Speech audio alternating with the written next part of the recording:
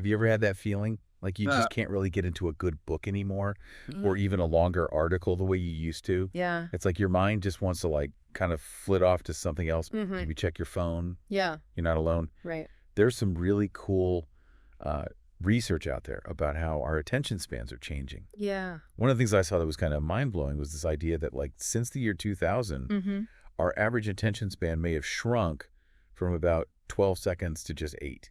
Wow. 8 seconds. Yeah. And for context, people say a goldfish is like 9 seconds or something like that. Oh, wow. So we're coming in under a goldfish. Yeah, I think what's so powerful about that initial statistic is that it really is indicative of a trend that we're seeing in the research. Right. It's not just sort of a subjective feeling. Yeah. There's some really interesting data that indicates that there are shifts in our ability to focus and concentrate across different age groups. One example is this really fascinating study called the Monitoring the Future study. Okay. And they've been tracking teens for years. Okay. And what they found is that since about the mid-2010s, they've observed this really noticeable uptick in the number of teens that are reporting difficulties with thinking, concentrating, or learning. Right. And so that suggests to me that there's something significant going on with how younger generations are processing information. And it's not just the younger folks, right? I feel like, you know, this is kind of something that everybody I know is feeling a little bit. Exactly. Regardless of age. Yeah, if we zoom out even wider to look at a broader picture, the OECD's survey of adult skills has shown some declines across all adult age ranges in participating countries in some of these core cognitive skills. Right. And so that paints a picture where this isn't just an issue that's isolated to, you know, the younger generation. Right. It seems like it might be more widespread. So is the driver here just like, you know, the nonstop notifications and information that we get from our devices? That's a really good question. Yeah. And a lot of the research really does point to this profound impact that our digital environment has on us. Okay. What they're finding is that while actively and intentionally using technology can be benign or even beneficial in some ways, some of the newer habits that we've developed around technology use are actually starting to impact some really fundamental cognitive processes. Like what? So we're talking about how we process verbal information, our ability to sustain attention, our working memory, which is that sort of mental sticky note that we use to hold on to temporary information, and even our capacity for self-regulation. I see. Dr. Gloria Mark, who wrote a book called Attention Span, has done extensive work in this area. And her research suggests that our attention spans have actually been getting shorter and shorter over the past 2 decades. Wow. And she directly links that to the way that we interact with technology. Interesting. So it's almost as if our brains are adapting to a more fragmented style of information processing. It does feel like we're constantly like context switching between apps and emails and all this stuff. Yeah. But I also came across some information about multitasking, which seems kind of counterintuitive. Right. Right. If our attention spans are shrinking. That is a key nuance that we need to keep in mind. A really interesting Microsoft report actually highlighted that while our capacity for this sustained, focused attention might be on the decline, our ability to multitask seems to have actually improved in this mobile-centric era. So we can do more things at the same time, but there is a trade-off. And that trade-off is that people who are heavy multi-screen users often struggle more to filter out irrelevant stimuli. So it's sort of like we can juggle more balls, but we're also more likely to drop one because we're less able to tune out the distractions.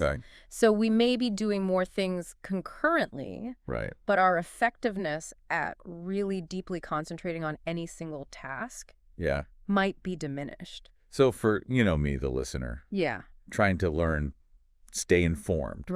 What does all this mean?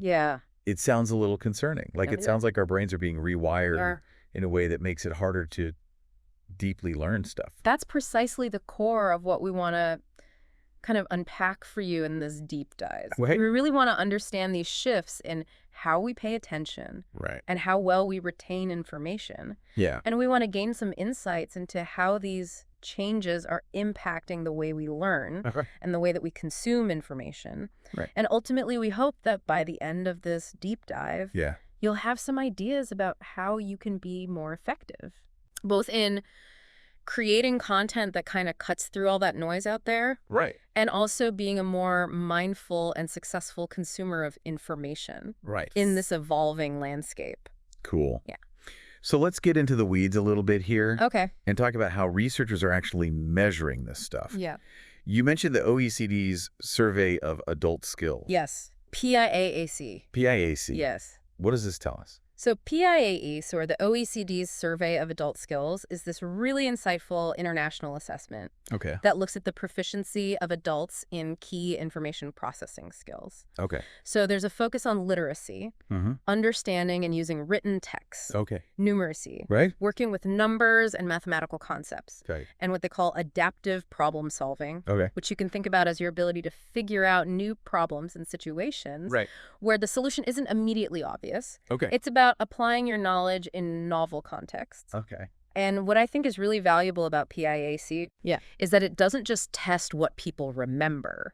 It tests how they can actually apply these really foundational skills in everyday relevant situations, whether at work or in their personal lives. So while it does touch upon some background knowledge and some technical skills, the primary focus is on this practical application. So it's less about like memorizing facts and more about like how you use information in the real world. Precisely. Okay, cool. Yeah. So how does PIAC measure these different levels of like skill and ability? Yeah, so it uses these defined proficiency scales to describe what adults can actually do at different levels in literacy, numeracy, and adaptive problem solving. Got it. And these levels relate directly to the complexity and difficulty of the tasks that are presented in the assessment.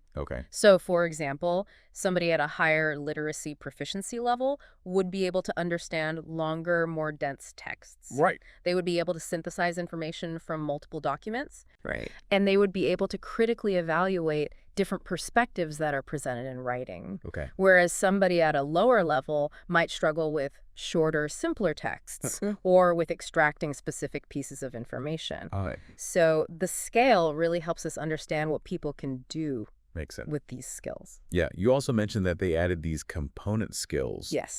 In the 2023 survey. What are those all about? So that's a really important development in the latest iteration of the survey. What they realized is that some people struggle with those initial locator tasks that determine which part of the main assessment they should take. So they added these component tasks for both literacy and numeracy. Got it. And these tasks are designed to assess more of those fundamental foundational skills. So we can think about them as the building blocks of literacy and numeracy. And by including these, the researchers can actually get a much better understanding of the specific skill deficits that might be hindering someone's performance on the main assessment. So it provides a more detailed picture of adult skill levels. I see. Particularly for those who are struggling with those basics. Okay, so we've been talking about these potential declines in attention. So how do you think these changes might impact, how adults do on a survey like PIAAC, which really requires you to focus and, kind of engage with all this different information? That's a really crucial connection to make. If adults are experiencing greater difficulty with maintaining attention and concentration, it could certainly affect their ability to effectively engage with that diverse range of materials that are presented in PIAC. Like what kinds of materials? So you've got continuous texts, like paragraphs of writing, non-continuous texts, like charts, graphs, and tables. Got it. And mixed formats that combine text and visuals. And then in the numeracy section, individuals have to work with text, numerical symbols, images, and structured data to solve problems. So declining attention spans could make it a lot more challenging to navigate these different formats, sustain that focus that you need to process the information and work through those assessment items, which could potentially lead to lower measured proficiency levels. So it really highlights how important these foundational cognitive skills are in effectively interacting with information in all these different forms. It's almost like our brains are being trained to just receive these like short bursts of information, which is probably not good for a, in-depth test like this. It's a different way of processing information. Yeah, for sure. And speaking of these short bursts, let's talk about social media. Which always seems to be at the center of this discussion. about our shrinking attention spans. So what's the science behind, how social media affects our focus? Well, a really key concept here is this idea of the social media dopamine loop. Okay. So the anticipation of potential rewards on social media platforms. Things like, getting a notification or a like or a comment actually triggers the release of dopamine in our brains. Okay. And dopamine is a neurotransmitter. Okay. That plays a really significant role in our brain's pleasure and reward pathways. I see. It's the same neurochemical that's involved in reinforcing behaviors that are associated with things like, eating enjoyable food or even addictive substances. Okay, so every time our phone buzzes with a notification, we get like a little shot of dopamine. That's the idea. And that makes us want to go back and check it. And what makes it even more potent is the way that social media platforms are often designed. Okay. They use these variable schedules of reinforcement, which means that you don't know when you're going to get a reward. Right. You mentioned Robert Sapolsky. Yes. Who has this really insightful way of describing this with his idea of the magical, maybe. So he suggests that unpredictability of these notifications, the fact that you don't know if there's going to be a reward there when you check, can actually lead to even higher levels of dopamine release. Really? Than situations where the reward is predictable. Interesting. So it's that element of anticipation that really keeps us coming back for more. Yeah, totally. And I'm sure everybody listening has felt that urge to just quickly check your phone. Right. Even if you know you should be focused on something else. Even if you know you shouldn't. Yeah, exactly. It's hard to resist. What are the downsides of all this engagement? Yeah, so there's research into what's called sometimes social media use disorder. Okay. Or problematic internet use. And they highlight several potential negative impacts of this really intensive and uncontrolled engagement with the internet and social media. Yeah. So they found that it's been linked to difficulties in different areas of life, like your professional productivity, social interactions, and your overall personal well-being. Right. And some studies have also found higher rates of depression, feelings of loneliness, and social isolation among people who exhibit these patterns of addictive internet use.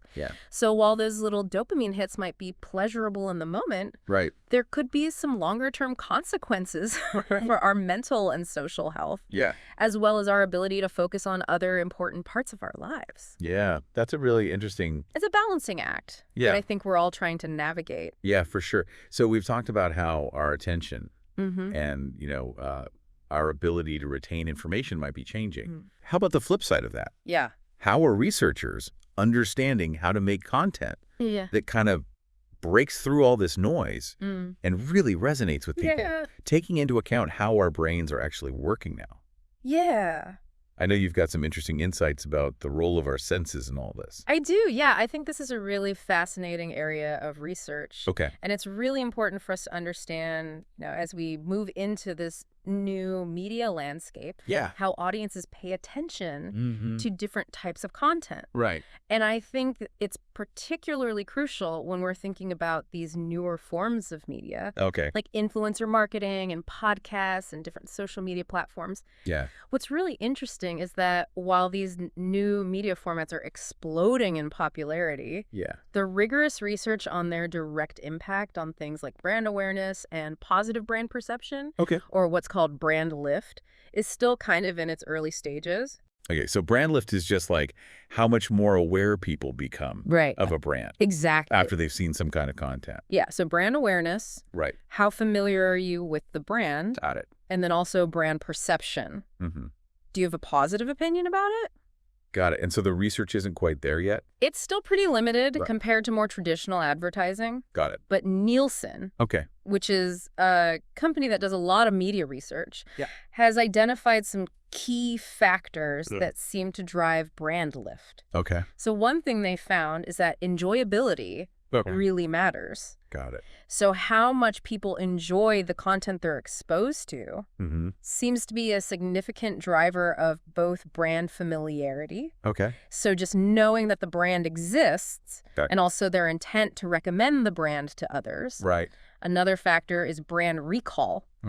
So how somebody can actually remember the brand after seeing the content. And they found that that tends to be a stronger predictor of actual purchase intent. But it often depends on having a certain level of brand awareness already in place. I see. So if your content isn't enjoyable, yeah, or it doesn't capture people's attention, right, it's going to be really hard to achieve either of those outcomes. That makes sense if something is like boring or like kind of not engaging. Right. You're probably not going to pay attention to it, let alone remember the brand. Exactly. So how do our senses and emotional responses play into making content more enjoyable and memorable? Yeah. How does that work?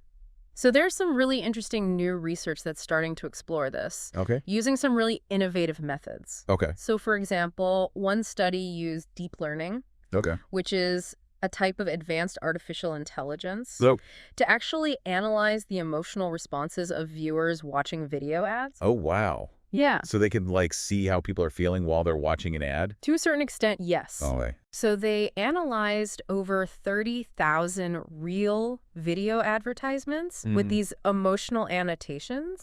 And they were able to train this model to detect emotions like happiness and sadness in the viewers with a surprisingly high degree of accuracy. Wow.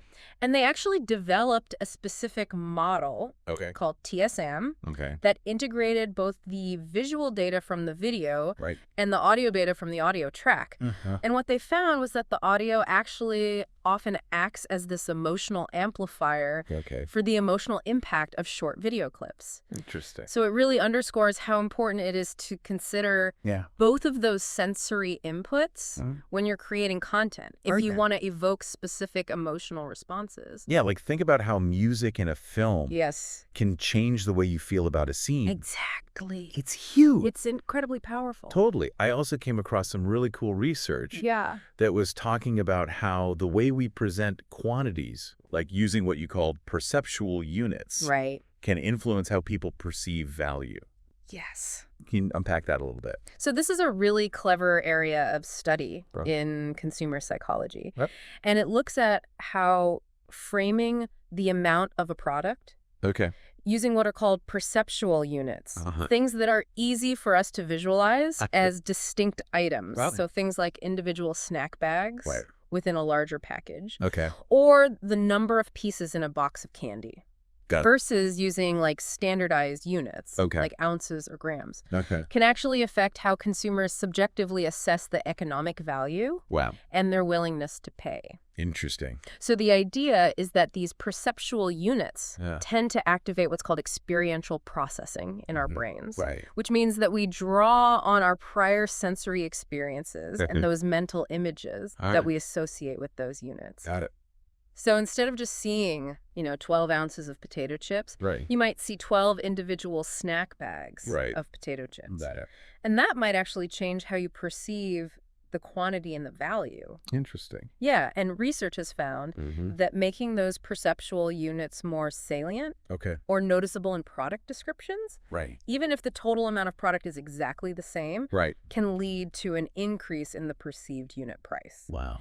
And people's reported willingness to pay? That's so wild. It's really interesting. It seems like it creates a more tangible and relatable sense of the quantity. That makes sense. Yeah, and this effect seems to be even stronger when it's combined with experiential consumer reviews. What are those? So these are reviews that focus on the sensory aspects of using the product. So things like, the taste, the texture, or the smell. And it's as if those perceptual units are helping to anchor those sensory experiences in our minds. Got it. Making the product just seem more appealing and worth the price. Wow. It's like we're more easily swayed by what we can imagine. We're like feel through our senses. It seems that way. Than just like the straight up numbers. Exactly. So what does all this mean? Yeah. We've talked about attention and emotion and sensory processing Mm-hmm. for somebody who's making content. Yeah. Whether it's educational marketing or just trying to communicate effectively. It has some pretty big implications, I think. Yeah. So whether you're developing online courses, crafting marketing messages, or even just trying to, get your point across in a meeting, understanding how our brains pay attention, process sensory information, and respond emotionally can really help you create content that's more impactful and memorable. So think about things like using visuals in your presentations. Right. Selecting music carefully for videos. Or even structuring your written information into those easily digestible chunks, those perceptual units we talked about. Yeah. All those things can really influence how your audience engages with your message and how much they actually retain. It's not just about the information itself. It's about how it's presented, Yeah. how it's packaged, and how it's delivered. Well, so being mindful of how we engage the senses could be a really powerful tool. Yeah, for cutting through all that noise and making our content stick. Yeah, you briefly mentioned creativity and arts education, too. I did, yeah. How does that fit in? So there's some really interesting research that suggests that engaging in creative activities and having a background in arts education can actually enhance our cognitive flexibility, which is our ability to kind of switch between different ways of thinking. Right. And it can also boost our capacity to generate these novel and alternative ideas. So, like, the more creative we are, the more creative our content can be. It's possible, yeah. To better engage people's senses. Yeah, because we have a better understanding of how to tap into those sensory experiences in others. Cool. Yeah. So, as we wrap up here, what are the key takeaways? So, I would say the main points to remember are... First, our attention spans are evolving in this digital age. Right. And that has implications for how we learn and process information. Right. Second, understanding how our brains process sensory input and generate emotional responses is becoming increasingly vital for creating content that really makes an impact. That makes sense. And then finally, while the landscape is changing, those fundamental principles of clear, structured communication that respect the audience's time and avoid overwhelming them remain as important as ever. Totally. So what's one final thought you want to leave us with? Okay, so given these shifts in attention and this undeniable power of sensory engagement, how can we, both as individuals and as organizations, adapt our learning and communication strategies to not just navigate, but thrive in this new environment? Yeah, that's a really good point. Yeah, and maybe it would be worthwhile for all of us to take a closer look at our own habits of consuming content and how we can be more mindful and effective in both what we take in and what we put out into the world. That is some good food for thought. Yeah. So for those of you who want to dig a little deeper into some of the stuff we talked about today, you can check out the OECD's survey of adult skills reports. Yes. For more data on adult competencies. Yeah, and I would also encourage you to look into the research on the impact of social media on our attention and well-being. Yeah, good idea. That's a growing body of literature that can be really illuminating. Yeah, and it's also super fascinating to see how brands and content creators are starting to use emotional responses and sensory cues in their communication. It's definitely a field to watch. Yeah, for sure. Thanks for joining us for this deep dive.